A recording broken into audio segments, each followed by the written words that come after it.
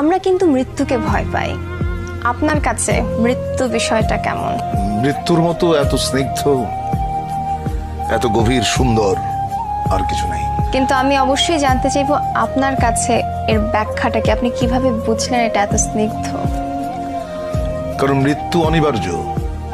তুমি যখন জন্মেছো তখন তোমাকে মরতেই হবে। এইটা যদি তোমার মাথায় থাকে, তুমি পাপ করতে পারবে না, 1 নম্বর। 2 নম্বর হচ্ছে যে যেটা যেটা অনিবার্য তাকে ভালোবাসাটাই শ্রেয়। তাকে যদি ভয় পাও, সেটা এক ধরনের কি বলবো, এক ধরনের মূর্খতা। কারণ তুমি জ্ঞানী, তুমি শিক্ষিত, তুমি মৃত্যুকে কেন ভয় পাবে? মৃত্যুকে আলিঙ্গন করো, গ্রহণ করো, বরণ করে নাও।